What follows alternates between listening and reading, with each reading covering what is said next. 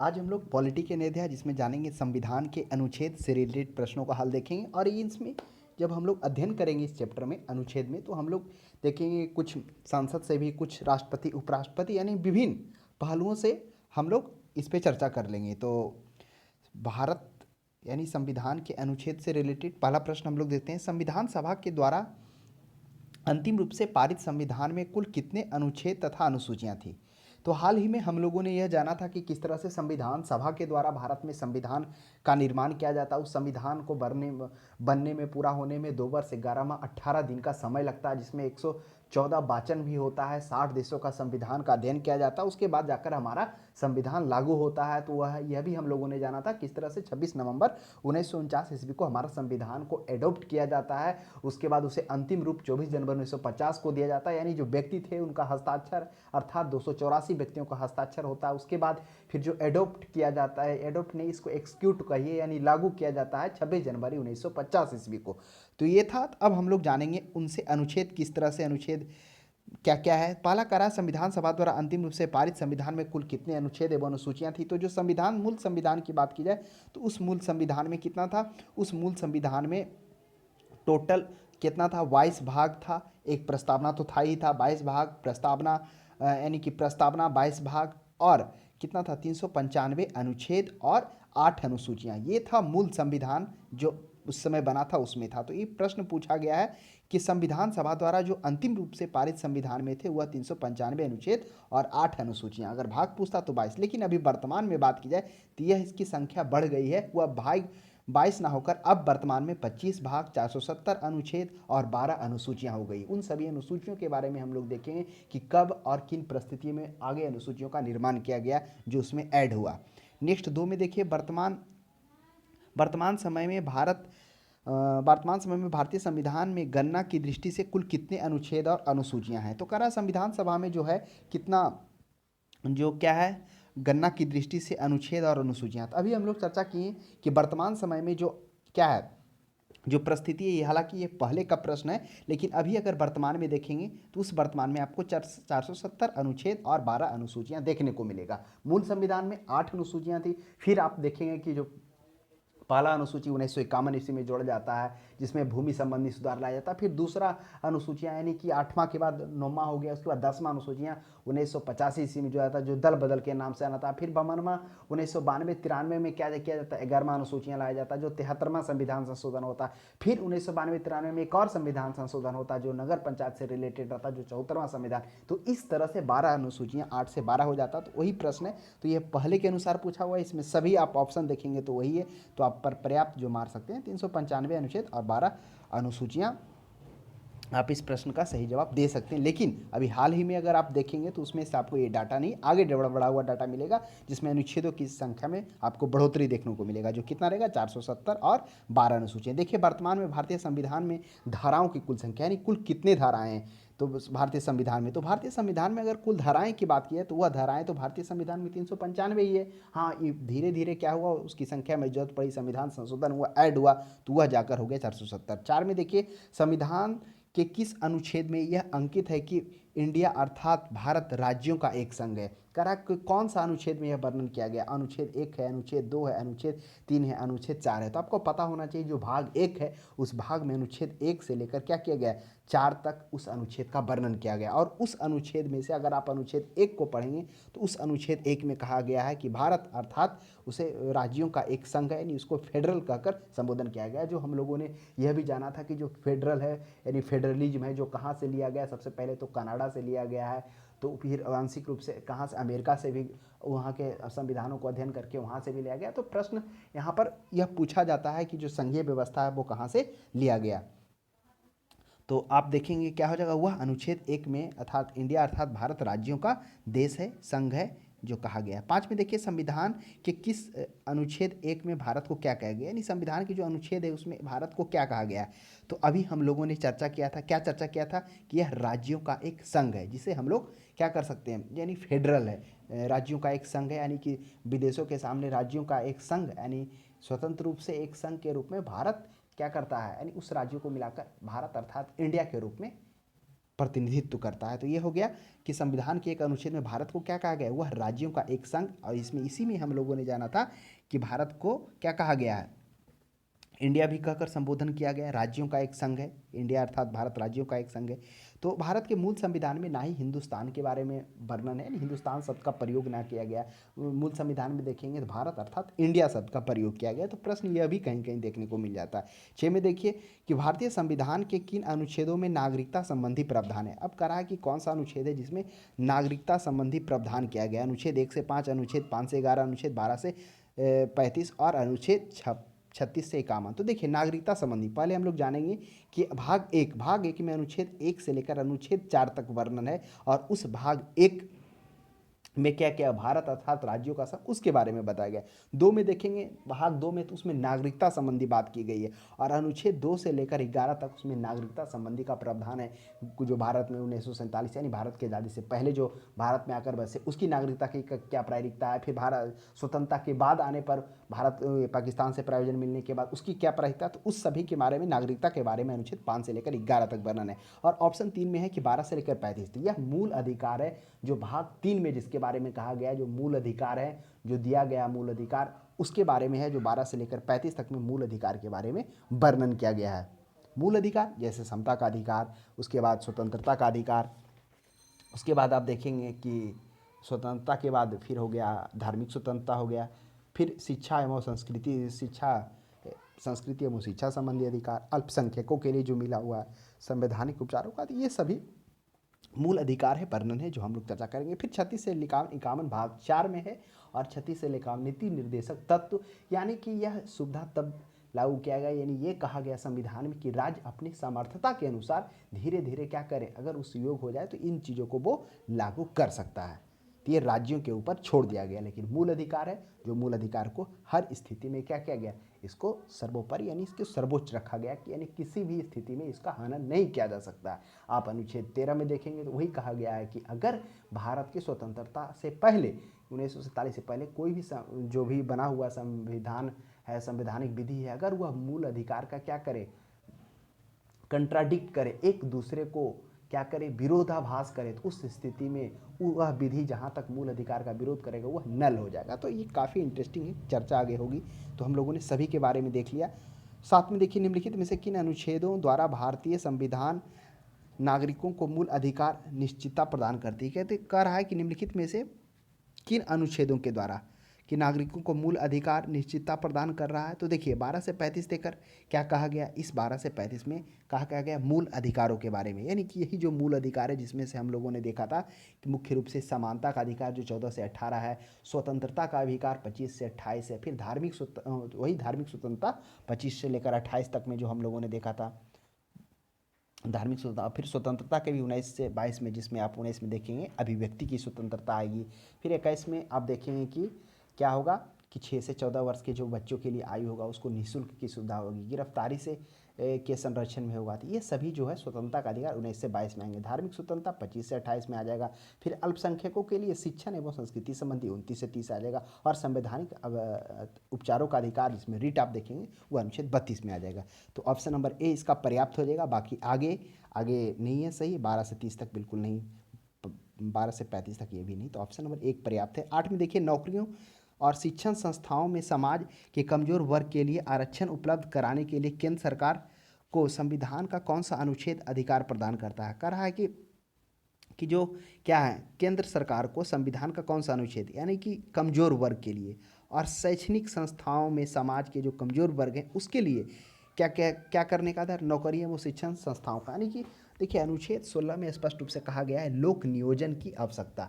अब ये लोक नियोजन की बात किस में कहा गया है, तो आप देखेंगे कि जो समानता और स्वतंत्रता का अधिकार है 14 से लेकर 18 तक, उसमें से 16 में लोक नियोजन की यानी कि सरकारी नौकरियों में सभी को समान अवसर देने की बात अनुच्छेद 16 में कहा गया है। 14 में क्या कहा गया, 14 में विधि के समझ समानता की बात की गई, 17 में अस्पृश्यता का अंत, और 23 में क्या कहा गया, बालाश्रम और ये इस प्रकार के का विरोध की बात की गई है अनुच्छेद 23 में। तो इन चीज़ों को आपको क्या करना है, ध्यान में रखना है।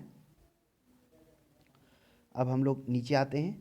9 में करा भारत के संविधान का निम्नलिखित में से कौन सा अनुच्छेद अस्पृश्यता का उन्मूलन, तो अस्पृश्यता का उन्मूलन के बारे में है, जिसके बारे में निष्पेष किया गया। अस्पृश्यता का मतलब छुआछूत को अंत किया गया, छुआछूत नहीं किया जाएगा किसी भी लोगों के साथ, किसी भी समाज के वर्गों के साथ, वह हो जाएगा अनुच्छेद 17 में इसकी बात की गई। अनुच्छेद 15 में क्या कहा गया, तो अनुच्छेद 15 में कहा गया है कि धर्म, जाति और लिंग के आधार पर कोई भी भेदभाव नहीं किया जाएगा। 16 में लोक नियोजन, यानी कि सरकारी नौकरियों में सभी को समान अवसर देने की बात की गई है, चाहे वो स्त्री हो चाहे वो पुरुष हो। अनुच्छेद 18 में क्या कहा, उपाधियों का, जो पहले उपाधि मिलता था, नाइटहुड उपाधि, समथिंग समथिंग, जो भी उपाधि मिलता था उस उपाधियों के अंत की बात की गई है। 9 के बाद हम लोग 10 में आते हैं। 10 में कह रहा है कि भारतीय संविधान का कौन सा अनुच्छेद राष्ट्रपति के पद के लिए पुनः निर्वाचन की योग्यता निर्धारित करता है, यानी कि राष्ट्रपति के पद के लिए पुनः निर्वाचन की योग्यता। तो आपको पता होगा कि अनुच्छेद 52 में राष्ट्रपति के पद के बारे में बात किया गया, और अनुच्छेद 53 में, अनुच्छेद 53, हाँ 53 में क्या कहा गया कि संघ की कार्यपालिका शक्ति राष्ट्रपति में निहित होती है, यानी कि जो भी कार्य होता है राष्ट्र स्तर पर वह क्या होता है, वह राष्ट्रपति के नाम पर होता है। उसके बाद 54 में आप देखेंगे तो 54 में क्या कहा गया है, 54 में निर्वाचन है, उसका निर्वाचक के बात की गई है, निर्वाचक मंडल। उस निर्वाचक मंडल में कौन होंगे, राज्यसभा, लोकसभा और विधानसभा के निर्वाचित सदस्य, इसकी बात की गई है। उसके बाद आप अनुच्छेद 55 में देखेंगे तो अनुच्छेद 55 में राष्ट्रपति के निर्वाचन की रीति की बात की गई है। यह वही रीति जो हम लोगों ने देखा था समान अनुपातिक प्रतिनिधित्व प्रणाली के द्वारा, एकल संक्रमणीय मत पद्धति के द्वारा, जो इनका क्या कहता है, वोटिंग निर्वाचन होता है। उसके बाद 57 में पुनः निर्वाचन की बात की गई थी। तो ये हम लोगों ने अध्ययन किया था, राष्ट्रपति में भी जब अध्ययन किया था तो यहाँ भी, तो यहाँ पुनः निर्वाचन की बात हुई तो अनुच्छेद 57 हो जाएगा। 11 में देखिए, भारतीय संविधान के किस अनुच्छेद के अंतर्गत भाषण एवं अभिव्यक्ति की स्वतंत्रता के अधिकार की गारंटी दी गई है, तो कौन सा अनुच्छेद के तहत दिया गया भाषण अभिव्यक्ति की, वह दिया गया 19 के तहत। अनुच्छेद 19 में भाषण एवं अभिव्यक्ति की स्वतंत्रता का अधिकार दिया गया, जिसमें क्या कहा गया, इसमें 19 को 6 खंडों में विभाजित किया गया, जिसमें 19 के 1 में देखेंगे तो बोलने की स्वतंत्रता। उसके बाद जब आप बोलेंगे तो क्या होगा, शांतिपूर्वक लोग एकत्रित होंगे तो एकत्रित होने की स्वतंत्रता शांतिपूर्वक। उसके बाद क्या है, सभा एवं समूह बनाने की। उसके बाद सभा समूह के बाद 3 हो गया। उसके बाद चौथा में भारत में आवागमन की। उसके बाद 5वां में है कि आप आवागमन करेंगे तो आप कहीं निवास भी कर सकते हैं, और निवास करेंगे तो क्या होगा, आजीविका के लिए रोजगार भी कर सकते हैं। तो इस तरह से अभिव्यक्ति की स्वतंत्रता 19 के 1 में जो भारतीय मीडिया है उसके लिए उसी के तहत उसको स्वतंत्रता दिया गया। तो ये 20 में क्या है, तो 20 में हम लोग देखेंगे कि 19 से 21 तक में क्या है कि स्वतंत्रता का अधिकार दिया गया है। तो 19 का तो हम लोग जान लिए, और 20 में अपराध के दोष सिद्ध के लिए, यानी जब आप अपराध के दोष सिद्ध होते हैं उसके तहत में आपको क्या किया जाएगा, स्वतंत्रता दिया जाएगा, उसे उसी कानून के लिए सजा दी जाएगी। उसके बाद एक अपराध के लिए एक ही बार क्या किया जाएगा, आपको सजा दिया जाएगा। तो ये सभी हैं। उसके बाद 21 में बात की जाए तो प्राण एवं दैहिक स्वतंत्रता है, इसी के तहत स्वच्छ हवा में रहने का, स्वच्छ पानी पीने का, इस सभी के अंतर्गत में आता है अनुच्छेद 21 के अंतर्गत में। क्योंकि कभी कभी आपको ये चर्चा कर दिया जाता है, सुप्रीम कोर्ट, हाई कोर्ट के द्वारा प्रश्न भी पूछ दिया जाता है, और उसमें इस चीज़ का उल्लेख भी किया गया है कभी कभी कंट्राडिक्ट जब हुआ है तब, कि स्वच्छ पानी पीने, हवा में स्वच्छ पानी पीने, स्वच्छ हवा में जीना, भोजन को शुद्ध भोजन मतलब लेना, ये सभी इसके अंतर्गत में आता है। अनुच्छेद 22 में देखिए, अनुच्छेद 22 में है कि गिरफ्तारी के संरक्षण में क्या किया गया, उसमें आपको स्वतंत्रता दिया गया है कि आपको क्या करना होगा, कारण पूछने का अधिकार है, 24 घंटा के अंदर उसे क्या करने का, उपस्थित होने का है। उसके बाद मनपसंद कानून सलाहकार और वकील को रखने का है, ये सभी अधिकार है। नेक्स्ट देखिएगा, 22 में कह रहा भारतीय संविधान के किस अनुच्छेद में प्रेस की स्वतंत्रता। तो देखिए, प्रेस की स्वतंत्रता हुआ अनुच्छेद के, क्या हम लोगों ने देखा था कि 19 से लेकर 22 तक क्या है, स्वतंत्रता का अधिकार दिया गया। उस स्वतंत्रता के अधिकार में हम लोगों ने जाना कि 19 के 1 में है अभिव्यक्ति की स्वतंत्रता, जिसके तहत क्या है, भारतीय मीडिया को स्वतंत्रता इसी के तहत दिया गया। दूसरा में क्या था कि शांतिपूर्वक एकत्रित होने का, यानी आप एकत्रित हो सकते हैं। फिर शांतिपूर्वक जो सभा एवं समूह बनाने का, सभा समूह के बाद क्या करने का था अधिकार, कि भारत में आवागमन करने का, आवागमन करने के बाद फिर निवास करने का। उसके बाद 6ठा में था आजीविका एवं रोजगार का, ये सभी अधिकार था। 13 में देखिए, मौलिक अधिकारों के अंतर्गत कौन सा अनुच्छेद बच्चों के शोषण से संबंधित है। अब देखिए, बच्चों के शोषण से संबंधित है, अनुच्छेद 17 है। तो 17 में उपाधियों का अंत था। 19 क्या था, 19 में हम लोगों ने देखा अभिव्यक्ति की स्वतंत्रता था। उसके बाद 20 में क्या था, 20 में था अपराध के दोष सिद्ध के लिए था, जिसमें से उसे उसी कानून के लिए सजा दिया जाएगा, एक अपराध के लिए एक ही बार दिया जाएगा। तो ये सभी था 20 में। और आगे है 23। तो 23 में क्या था, तो 23 में हम लोग देखेंगे जो क्या था, मानव व्यापार और बालात श्रम का इसमें निषेध किया गया था। और 24 में क्या था कि 14 से कम 14 वर्ष से कम आयु के बच्चे को क्या किया जाएगा, कारखानों में नियुक्त नहीं किया जाएगा। तो ये था। तो यहाँ पर कह रहा है कि बच्चों के शोषण से संबंधित, तो क्या हो जाएगा, वो ऑप्शन नंबर डी हो जाएगा। हालांकि बच्चों के शोषण से आप देखेंगे तो 23 में ये चीज़ कहा गया, लेकिन 24 में कहा गया 14 वर्ष से कम आयु के बच्चे को कल या कारखाने में क्या करने का, काम करने नहीं दिया जाएगा, उससे उसको रोका जाएगा, ये अधिकार था। चलिए नेक्स्ट हम लोग आगे बढ़ते हैं। 14 में कह रहा भारतीय संविधान के किस अनुच्छेद में अल्पसंख्यकों के हितों के संरक्षण की व्यवस्था की गई। तो अल्पसंख्यकों के हितों के संरक्षण और संस्कृति, यानी कि जो अल्पसंख्यक के शिक्षा संबंधी है और संस्कृति संबंधी को हितों की रक्षा 29 और 30 में कहा गया। तो यहाँ पर हितों की है तो हितों का 29 में बात किया गया और 30 में उसके शिक्षण एवं उसके संस्थान का संरक्षण की बात अनुच्छेद 30 में कहा गया। 32 में संवैधानिक उपचारों का अधिकार, यानी इसे भीमराव अंबेडकर ने भारतीय संविधान का आत्मा कहकर संबोधन किया है, क्योंकि इसके तहत क्या हो सकता है कि न्यायालय रीट जारी कर सकता है। यानी कि रीट जारी के अंतर्गत में क्या हो गया कि परमादेश, जो 6 प्रकार का रीट है, परमादेश हो गया, उत्प्रेषण हो गया, ये सभी तरह के 6 रीट को वो जारी कर सकता है। तो इन चीज़ों को ध्यान में रखने का। अब 6 में जैसे हम लोगों ने परमादेश के बारे में देखा, तो परमादेश हो गया, उसके बाद दूसरे नंबर पर क्या हो गया, अधिकार परीक्षा हो गया, उसके बाद बंदी प्रतिरक्षीकरण हो गया, उत्प्रेषण हो गया, प्रतिषेध हो गया। तो इन सभी की चर्चा हम लोग आगे भी करेंगे, जिसमें बंदी प्रतिरक्षीकरण में देखेंगे कि 24 घंटा के अंदर उसे न्यायालय के सामने उपस्थित करना आवश्यक होता है। परमादेश का मतलब उसे आदेश दिया जाता है अपने निचले अधीनस्थ न्यायालय को। उसके बाद क्या है, अधिकार परीक्षा में अधिकार पूछा जाता है कि आप इस पोस्ट पर किस तरह या किस तरह से बैठे हुए हैं, तो ये तरह अधिकार उसे पूछा जाता है। कब होता है, जब कोई भी व्यक्ति क्या होता है, अवैध रूप से उस पद का अधिकार कर लेता है, उस संबंध में अधिकार पीछा जारी किया जाता है। फिर उत्प्रेषण में होता है मांग लिया जाता है ना, वो सुप्रीम कोर्ट अपने अधीनस्थ न्यायालय से उस क्षेत्र में ना आने पर या फिर अन्य कारणों से वो अपने पास मांग सकता है। प्रतिषेध मैंने मना कर सकता है कि कोई भी मामला लंबित काफ़ी दिनों से पड़ा हुआ हो या फिर कुछ अन्य कारणों से। तो ये था क्या करने का, अनुच्छेद 32 के बारे में जो हम लोगों ने देखा। आप हितों के संरक्षण की बात है अल्पसंख्यकों को, तो वह हो जाएगा 29 हो जाएगा। 19 में क्या था, 19 में हम लोगों ने देखा था अभिव्यक्ति की स्वतंत्रता। 14 में क्या था, 14 में हम लोगों ने देखा था कि ये विधि के समझ समानता का अधिकार था। अब हम लोग देखते हैं आगे, 14 के बाद हम लोग 15 में आते हैं। 15 में कह रहा है कि कौन से अनुच्छेद के अंतर्गत भारत के सर्वोच्च न्यायालय नागरिकों के मौलिक अधिकारों की रक्षा करता है। तो कौन सा अनुच्छेद के तहत मौलिक अधिकारों की रक्षा करता है, तो वह हो गया अनुच्छेद 32। अनुच्छेद 32 में अभी हम लोगों ने जाना था, क्या जाना था अनुच्छेद 32 में, कि मौलिक अधिकारों के तहत क्या करता है, उसे रक्षा करने का अधिकार है। तो हो जाएगा उसका हो जाएगा अनुच्छेद 32, जो अभी हम लोगों ने देखा। क्या हम लोगों ने देखा कि उसके तहत 5 प्रकार के वो रीट जारी करने का अधिकार किसे है, वह है न्यायालय को, यानी न्यायालय उस संबंध में रीट जारी कर सकता है। तो देखिए इस संबंध में जो सर्वोच्च न्यायालय के संबंध में जो क्या है मौलिक अधिकारों का रक्षण, तो इसी प्रकार से वो अनुच्छेद 32 हो जाएगा। आगे देखेंगे कि जिसमें अनुच्छेद 13, अनुच्छेद 32, यानी उसमें से स्पष्ट रूप से ये चीज़ वर्णन नहीं किया गया है, तो अनुच्छेद 32 हो जाएगा।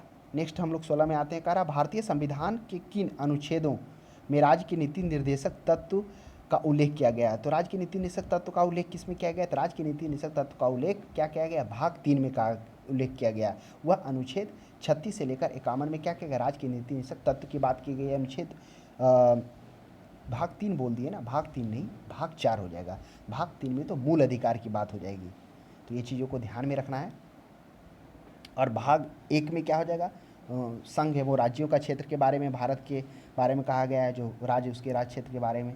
और भाग 2 में क्या कहा गया है, तो जो भाग 2 में है वह इसके बारे में नागरिकता के बारे में कहा गया है। और 3 में तो हम लोग अभी देखें ही मूल अधिकार, और 4 में नीति निर्देशक तत्व। तो इन चीज़ों को ध्यान में रखना है। कभी कभी क्या होता है कि अनुसूची पढ़ रहे हैं और भाग पढ़ रहे हैं तो कन्फ्यूज हो जाते हैं, तो अनुसूची में अलग हो जाता है। अनुसूची में 2 में आ जाता है कि उनके वेतन के बारे में दिया गया होता, और 3 में होता है उनके शपथ के बारे में चर्चा होती है, जो भी संवैधानिक पद पर हैं, जिसमें से हो गया राष्ट्रपति हो गया, राज्यपाल हो गया, उसके बाद प्रधानमंत्री हो गया, भारत का महान्यायवादी हो गया, ये सभी पद वो आते हैं, वो अनुसूची की बात हम लोगों ने किया। 17 में देखिए, भारतीय संविधान के अंतर्गत कल्याणकारी राज्य की अवधारणा निम्नलिखित में से किस अनुच्छेद में वर्णित किया गया है? तो कल्याणकारी राज्य की जो अवधारणा है वह अनुच्छेद 39 में इसके बारे में क्या किया गया, वर्णित किया गया। अनुच्छेद 39 में कहा गया कि राज्य की नीति इस प्रकार संचालन करेगा, यानी राज्य जो है नीति इस प्रकार संचालन करेगा या सुनिश्चित करेगा कि जो पुरुष और स्त्री को सभी नागरिकों को समान रूप से जीविका के पर्याप्त साधन उपलब्ध हो या अधिकार मिले। तो यह हो जाएगा अनुच्छेद 29 हो जाएगा। अब बचा अनुच्छेद 31। तो अनुच्छेद 31 को हटाकर वही क्या किया गया, मूल अधिकार को, यानी कि जो बच्चों के लिए जो अधिकार था उसे हटाकर क्या कर दिया गया, मूल कर्तव्य में जोड़ दिया गया, और जो मूल कर्तव्य से था उसे लाकर मौलिक अधिकार में जोड़ा गया। अनुच्छेद 49 की बात की जाती है, आपको नीति निर्देशक तत्व में आ जाएंगे, यह भी तो नीति निर्देशक। अनुच्छेद 51 में भी आप नीति निर्देशक तत्व की इसमें चर्चा होगी। चलिए आगे हम लोग बढ़ते हैं। 18 में कह रहा भारतीय संविधान का कौन सा अनुच्छेद राज्य सरकारों को ग्राम पंचायतों के गठन का निर्देश देती है? तो ग्राम पंचायतों के गठन का निर्देश अनुच्छेद 40 में कहा गया है। तो आपको ध्यान में रखना है। अनुच्छेद 32 में क्या है, अनुच्छेद 32 में हम लोगों ने देखा कि न्यायालय को रीट जारी करने का अधिकार अनुच्छेद 32 के तहत है, जिसे हम लोग संवैधानिक उपचारों का अधिकार कहते हैं। देखिए जो हम लोगों ने ऊपर थोड़ा चर्चा किया, संवैधानिक उपचारों का जो है वह अनुच्छेद 13, अनुच्छेद 32, इन सभी जो अनुच्छेद 113 तक भी, और भी 1-2 अनुच्छेद है, स्पष्ट रूप से नहीं कहा गया, लेकिन ऑप्शन में कभी कभी रहेगा 32 ही रहेगा, या 32 नहीं रहेगा तो या तो 13 रहेगा, या फिर आपको कहीं कहीं 133, 113 भी देखने को मिल जाएगा। तो यही 3, 4, 5 रहेगा ऑप्शन में, तो वो रहेगा। तो ऐसा नहीं कि 13 रहेगा तो 32 भी नहीं रहेगा, कोई एक ही रहेगा तो सर। तो ये हो जाएगा क्या है, ग्राम पंचायतों के लिए गठन की बात होगी तो अनुच्छेद 40 में क्या कहा गया, राज्य में ग्राम पंचायतों के गठन का निर्देश दिया गया। 19 में देखिए, 42वें संविधान संशोधन द्वारा संविधान के किस अनुच्छेद में मौलिक कर्तव्यों को जोड़ा गया? तो 42वें संविधान संशोधन इंदिरा गांधी के समय में हुआ 1976 में। तो उसमें मूल कर्तव्यों में क्या जोड़ा गया? तो मूल कर्तव्य में जिसमें से 10 मौलिक अधिकार बताए गए। खासकर ये जो मूल कर्तव्य जोड़ा गया था वह मूल अधिकार को चुनौती देने के लिए, जिस तरह से जो न्यायालय है जो मूल अधिकार को सर्वोच्च मानी, सर्वोपरि मानी, उसको श्रेष्ठ पर रखी, तो उसी को चुनौती देने के लिए खासकर उस समय लाया गया था जब हम लोग वहाँ पे हम लोगों ने अन्य चैप्टर में जब चर्चा किया था, तो वहाँ पे इसके बारे में विस्तार से आना था, किन परिस्थिति में इस चुनौती को स्वीकार करते हुए सरकार के द्वारा मौलिक कर्तव्य जोड़ा था। वह है कामन के ए में मौलिक कर्तव्यों को जोड़ा जाता है। नेक्स्ट 20 में देखिए, संविधान सभा के किस अनुच्छेद में मौलिक कर्तव्यों की चर्चा की गई है? तो किस संविधान, भारत के संविधान के किस अनुच्छेद में मौलिक कर्तव्यों की चर्चा की गई? तो मौलिक कर्तव्यों की चर्चा अनुच्छेद 51 के 1 में की गई है। तो दोनों ही प्रश्न जो 19 में हम लोगों ने देखा और 20 में देखा, दोनों का 51 के क ही आंसर हुआ, क्योंकि मौलिक कर्तव्य से रिलेटेड है। नेक्स्ट देखिए, 20 के बाद हम लोग 21 में आते हैं। 21 में कह रहा है, संघ की कार्यपालिका शक्ति राष्ट्रपति में निहित होगी, जिनका प्रयोग वह स्वयं अपने अधीनस्थ अधिकारियों के द्वारा करेगा। बिल्कुल सही बात है। कह रहा है कि जो संघ की कार्यपालिका शक्ति है वह किस में निहित है? वह राष्ट्रपति में निहित है। तो संघ की कार्यपालिका शक्ति का अनुच्छेद 53 में कहा गया। 52 में क्या कहा गया? तो राष्ट्रपति के पद के बारे में कहा गया कि राष्ट्रपति क्या होगा, शैल भी, यानी कि राष्ट्रपति के पद के बारे में चर्चा किया गया। और 53 में क्या कहा गया था? 53 में संघ की कार्यपालिका शक्ति राष्ट्रपति में निहित होगी। 54 में क्या कहा गया? 54 में कहा गया कि निर्वाचन की जो रीति मंडल, यानी निर्वाचक मंडल की चर्चा, जिस निर्वाचक मंडल में लोकसभा, राज्यसभा और विधानसभा के जो निर्वाचित सदस्य हैं वो उपस्थित होंगे, वो भाग लेंगे, उसकी चर्चा हुई है। और 55 में अगर बात की जाए तो निर्वाचन की रीति, वो निर्वाचन की रीति क्या था जिसमें हम लोगों ने जाना था, अनुपातिक प्रतिनिधित्व प्रणाली के द्वारा और एकल संक्रमणीय मत पद्धति के द्वारा उनका निर्वाचन होता। और 56 में पदावधि, यानी उसका पद का अवधि कितना दिन का होगा, 5 वर्ष होगा, 6 वर्ष होगा या अनंत होगा, वो सभी के बारे में है। तो हालांकि 5 ही वर्ष होगा। अनुच्छेद 57 में क्या क्या पुनर्निर्वाचन की बात की गई है। नेक्स्ट 22 में देखिए, भारत के संविधान के किस अनुच्छेद के अंतर्गत भारत के राष्ट्रपति पर महाभियोग चलाया था? तो महाभियोग अनुच्छेद 61 में भारत के राष्ट्रपति पर महाभियोग चलाने की बात कहा गया। यह महाभियोग क्या कर सकता है? लोकसभा या राज्यसभा में दोनों में से किसी भी सदन में उपस्थित किया जा सकता है। इसमें क्या होता है कि कुल सदस्यों की संख्या का 2/3 बहुमत से पारित होना चाहिए। एक विशेष बहुमत, एक विशिष्ट बहुमत, दोनों हम लोगों ने अंतर। एक जो विशेष बहुमत हो रहा था वो उपस्थित एवं मत देने वाले सदस्य संख्या का 2/3 हो रहा था। इन चीज़ों को ध्यान में रखेंगे। तो उपस्थित वो अन्य होता है, जैसे कि राज्य परिषद के विषय में अगर राज्य कानून राज्य सरकार क्या कर रहा हो, यानी कि राज्य विषय की सूची को वह राष्ट्रीय महत्व घोषित कर देता है, कौन? राज्यसभा। तभी तो संसद उस पर कानून बना सकता है। उस समय में जो वह पारित करता है राज्यसभा, वह 2/3 उपस्थित एवं मत देने वाले सदस्य संख्या का 2/3 बहुमत से पारित करता है। तो ये है, हमने इस चीज़ को यहाँ पे वर्णन किया कि विशिष्ट और विशेष बहुमत में क्या अंतर है।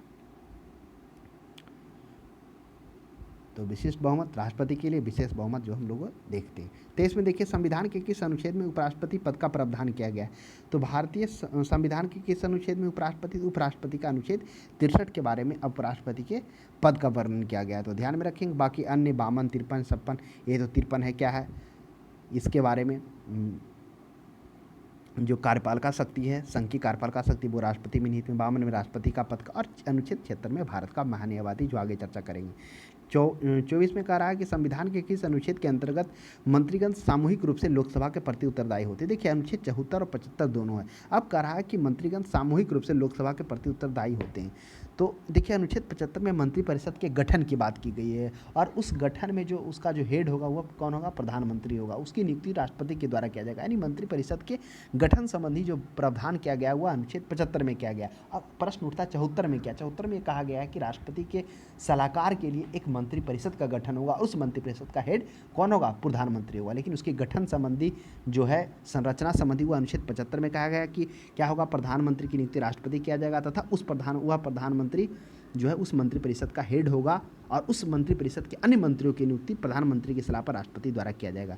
नेक्स्ट देखिए 25 में संविधान का कौन सा अनुच्छेद मंत्रिपरिषद के गठन के बारे में आधारभूत नियम निर्धारित करता है। तो कौन सा करता है मंत्रिपरिषद के गठन, तो अनुच्छेद 75 में मंत्रिपरिषद के गठन के प्रावधान की बात करता है, और उस मंत्रिपरिषद का जो प्रमुख होगा वह प्रधानमंत्री होगा, और अन्य मंत्रियों की नियुक्ति जो है प्रधानमंत्री की सलाह पर राष्ट्रपति करेगा। तो ध्यान में रखना है।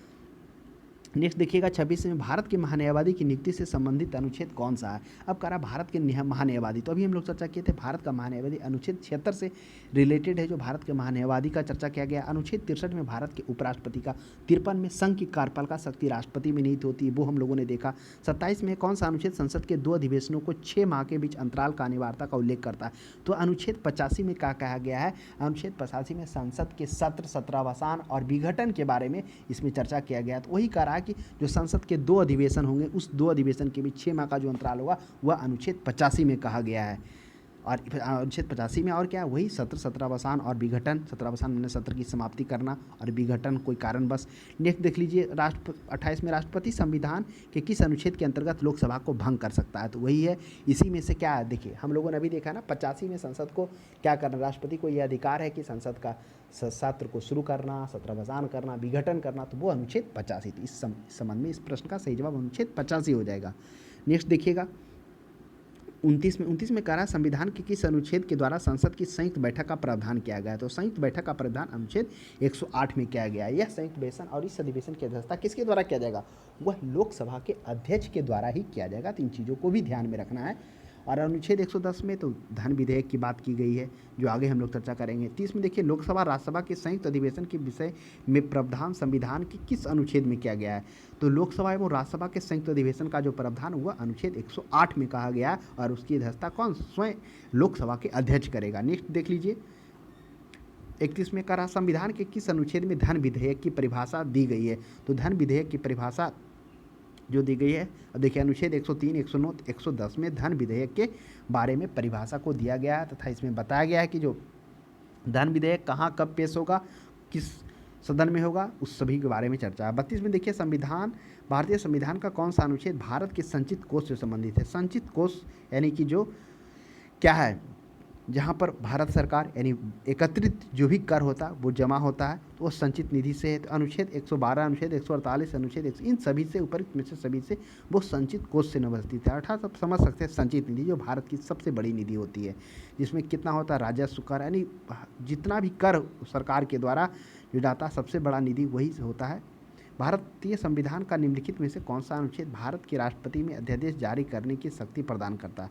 अब जो क्वेश्चन नंबर 33 है इसमें कह रहा है कि कौन सा अनुच्छेद है जो राष्ट्रपति में अध्यादेश जारी करने का, जो हम लोगों ने हाल ही में देखा था जिसका काफ़ी विरोध हुआ, कृषि कानून जो लाया गया था, तो वह एक अध्यादेश था जो राष्ट्रपति के द्वारा लाया गया था, जिसमें से हम लोगों ने देखा कि किस तरह से काफ़ी विरोध के बावजूद सरकार उसे वापस लेती है। तो वही कह रहा है कि अध्यादेश जारी करने का अनुच्छेद 123 के तहत क्या कर सकता है, राष्ट्रपति अध्यादेश जारी कर सकता है। जारी करने का प्रावधान क्या है, जारी करने का प्रावधान है जब क्या हो, संसद नहीं चल रहा उस परिस्थिति में वो ला सकता है।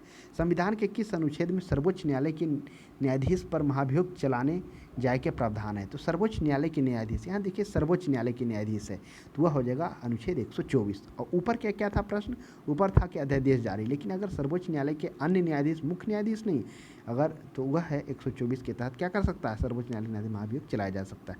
35 में देखिए राष्ट्रपति सर्वोच्च न्यायालय के संविधान के किस अनुच्छेद के अंतर्गत परामर्श ले सकता है। राष्ट्रपति को यह अधिकार है कि अगर उसे कोई भी चीज़ को विचार करना हो, परामर्श लेना हो, तो अनुच्छेद 143 के तहत वो क्या कर सकता है, सर्वोच्च न्यायालय से परामर्श ले सकता है। 36 में देखिए सर्वोच्च न्यायालय द्वारा अपने द्वारा सुनाए गए किसी निर्णय या अध्यादेश का पुनर्लोकन कर सकता है। यह व्यवस्था संविधान के किस अनुच्छेद में किया गया, तो यह किस अनुच्छेद में किया गया, तो वह हो जाएगा अनुच्छेद 137। काफ़ी अच्छा प्रश्न है। इस अनुच्छेद 137 में है कि किसी विषय पर पुनर्विचार करने तथा सुधारने की शक्ति यह क्या सर्वोच्च न्यायालय को प्राप्त है। तो ध्यान में रखना, देखिए अनुच्छेद 139 भी है।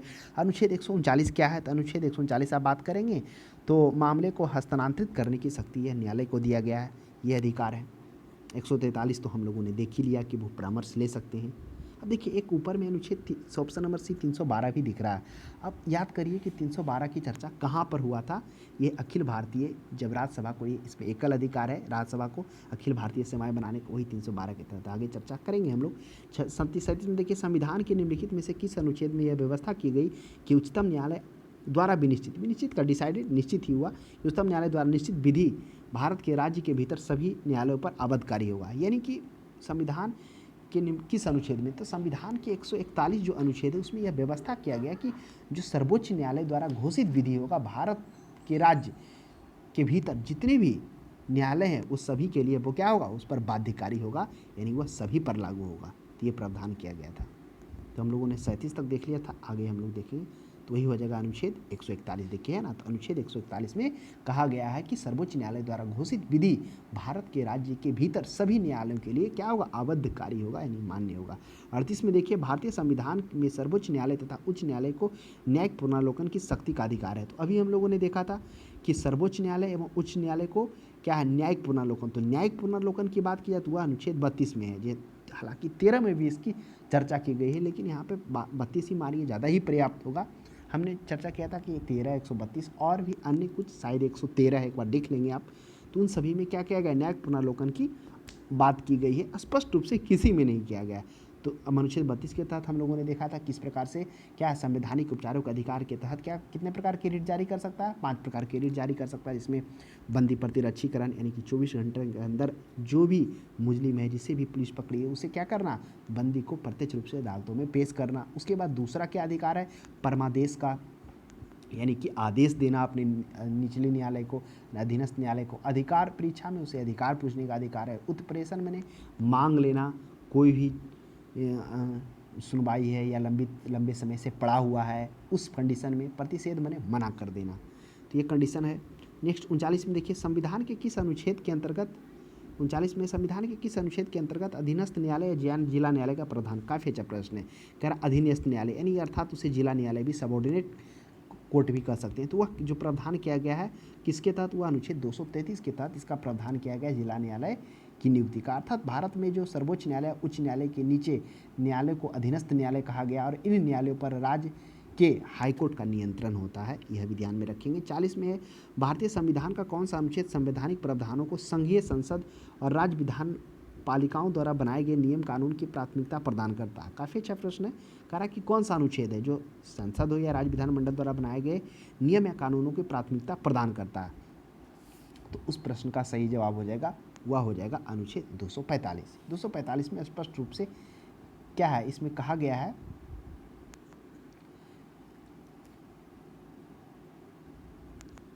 कि ये क्या है, यानी कि जो भारतीय संविधान का जो संवैधानिक प्रावधानों का जो संघीय संसद या राज्य विधानमंडल द्वारा बनाए गए नियम है, वह प्राथमिकता क्या करेगा, प्रदान करेगा। तो ये ध्यान में रखना आपको, अनुच्छेद 245 में यह स्पष्ट रूप से क्या कर दिया गया, इसका वर्णन कर दिया गया। नेक्स्ट हम लोग देखते हैं, आप दूसरे शब्दों में इसे समझ सकते हैं कि केंद्र तथा राज्य की विधायिकाओं, जो केंद्र है या राज्य की जो विधायिका द्वारा निर्मित कानून है, वह कितने भूभाग पर प्रभावी हो सकता है, यह अनुच्छेद 245 में कहा गया है। तो इसे आप ध्यान में रखेंगे, जिसमें से आप आगे देखेंगे कि क्या है कि 3 सूचियों का वर्णन किया गया है, यानी विधायी क्षेत्र पर जो वर्णन है वो 245 में किया गया है। तो इन चीज़ों को आपको ध्यान में रखना है कि केंद्र और राज्य के विधायकों द्वारा जो निर्मित कानून है वो भारतीय भूभाग पर प्रभावी हो सकता है। यह अनुच्छेद 245 के जो अन्य उपबंध है उसमें उसकी व्याख्या की गई है। 41 में देखिए, किस अनुच्छेद के तहत अवशिष्ट शक्तियाँ केंद्र के पास है। अवशिष्ट शक्तियाँ क्या होगी, यानी कि जिसकी जो ना राज्य सूची में वर्णन है और जो ना केंद्र सूची में वर्णन है, तो वो सभी क्या हो जाएगा, अवशिष्ट शक्तियाँ। वो अवशिष्ट शक्तियाँ, उस पर कानून बनाने का अधिकार किसे है, वो संसद को है। तो आप ध्यान में रखेंगे वह कौन सा अनुच्छेद हो जाएगा, वह हो जाएगा अनुच्छेद 248 के तहत यह वर्णन है। 45 में क्या देखा, 45 में हम लोगों ने देखा केंद्र और राज्य की जो विधाइयाँ हैं उसके द्वारा, विधायिकाओं द्वारा, यानी कि जो विधायिका है उसके द्वारा जो निर्मित कानून है वह भारतीय भूभाग पर क्या होगा, प्रभावी होगा। वह अनुच्छेद 245 के अन्य जो उपबंध अनुच्छेद 145 ए 102, यानी कि इस तरह से अन्य उपबंध में इसकी वर्णन किया गया था। यहाँ पर करा अवशिष्ट शक्तियाँ, तो वह हो जाएगा अनुच्छेद 248 हो जाएगा। अब बचा अनुच्छेद 246। तो 246 क्या है, तो 246 चलिए हम लोग आगे चर्चा करेंगे, एग्जैक्ट अभी भी ध्यान में हम भी नहीं। 42 में देखिए, राज्यों द्वारा प्रार्थना करने पर भारत की संसद उन राज्यों के लिए किस अनुच्छेद के अंतर्गत कानून बना सकती है। काफ़ी अच्छा है यह भी है कि राज्यों द्वारा प्रार्थना करने पर, देखिए राज्यों द्वारा प्रार्थना करने पर वह कौन सा अनुच्छेद में इसके बारे में कहा गया है। तो 2 या 2 से अधिक राज्य की विधानमंडल अगर यह संकल्प पारित करता है और यह संसद से अनुरोध करता है तो उस परिस्थिति में क्या कर सकता है कि संसद उस पर कानून बना सकता है। लेकिन कौन सा अनुच्छेद, हुआ अनुच्छेद 252 के तहत यह प्रावधान किया गया है। 253 में क्या है, 253 में हम लोग देखेंगे अंतर्राष्ट्रीय समझौते को लागू करने के लिए जो नीति बनाया जाएगा वह 253 के तहत होगा। 43 में देखिए, भारतीय संविधान के अंतर्गत निम्नलिखित में से कौन सा अनुच्छेद संसद को राज्य सूची के विषय में संबंध के विधि बनाने की शक्ति प्रदान करता है। तो कौन करता है, वह अनुच्छेद 249। देखिए आ गया प्रश्न, यह क्या है, संसद को राज्य सूची, यानी 249 में स्पष्ट रूप से कहा गया है, इसमें क्या कहा गया, इसमें कहा गया है कि यदि कोई विषय राज्य सूची के हित का हो वह या राष्ट्रीय हित का हो, वह राष्ट्रीय हित राज्यसभा के द्वारा 2/3 बहुमत से घोषित कर दिया जाता है, तब उसके बाद संसद अर्थात लोकसभा उस पर कानून बना सकता है, वो साधारण बहुमत से। तो ये कंडीशन था, वही था 249। तो 249 और 312 ये एकल अधिकार है राज्यसभा को।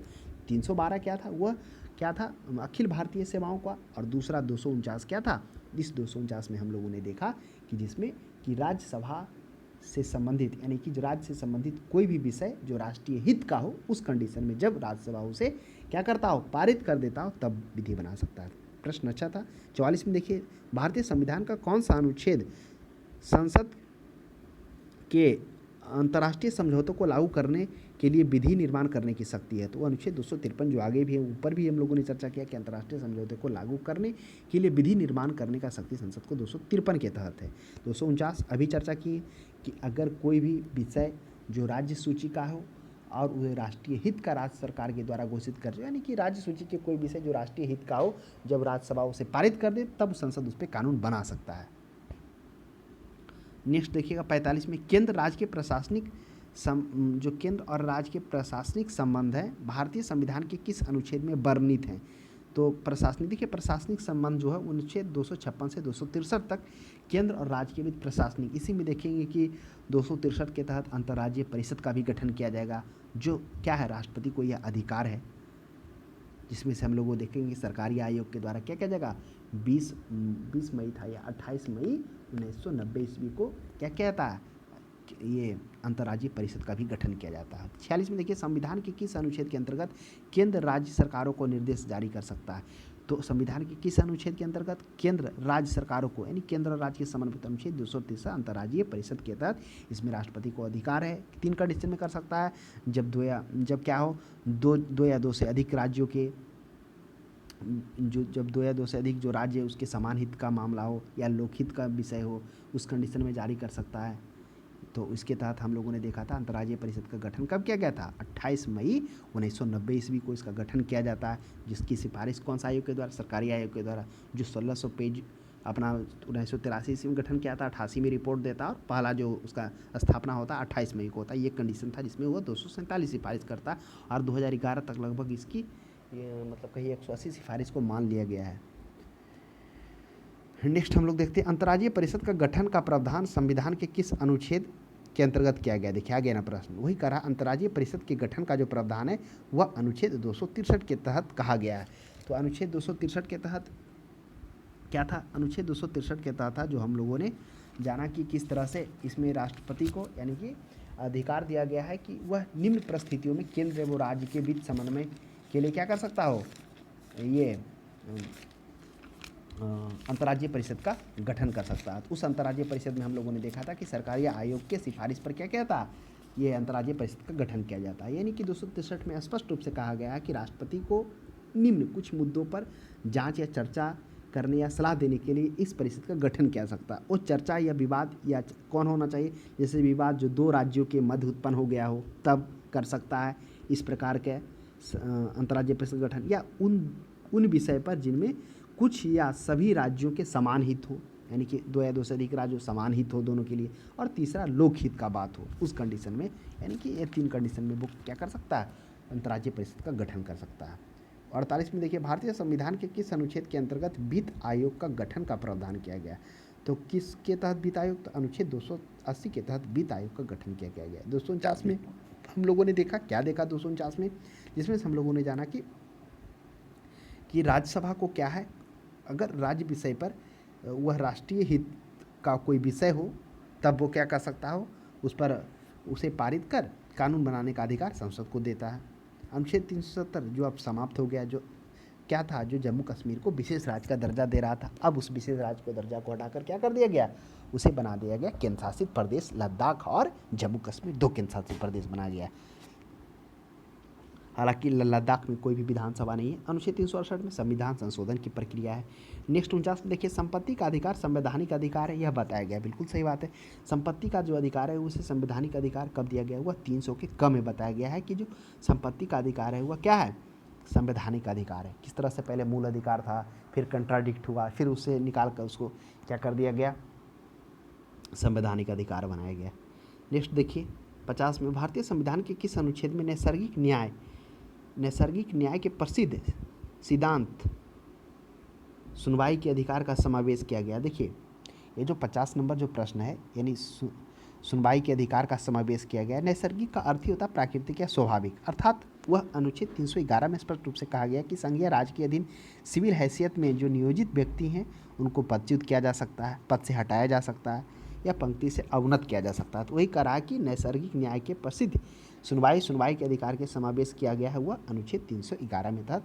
अर्थात ये जो विषय है मुख्य रूप से किसके लिए वो लागू होता है, वो सिविल सेवाओं के लिए होता है, जो सिविल सेवा हैं कर्मचारी उनके लिए होता है।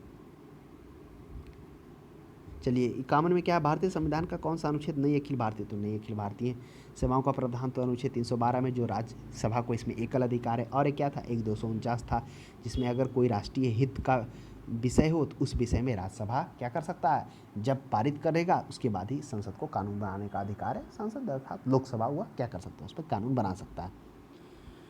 तो इस तरह से हम लोगों ने क्या देखा कि कुछ अनुच्छेद था, जिस अनुच्छेदों में हम लोगों ने खासकर अंतर्राज्यीय परिषद के बारे में देखा, उसके बाद लोकसभा, राज्यसभा, इन सभी के बारे में, मंत्रिपरिषद, उन सभी के बारे में हम लोगों ने चर्चा किया। लगभग समाविष्ट रूप से सभी का चर्चा यहाँ पे हम लोगों ने किया। तो आज के लिए इतना ही।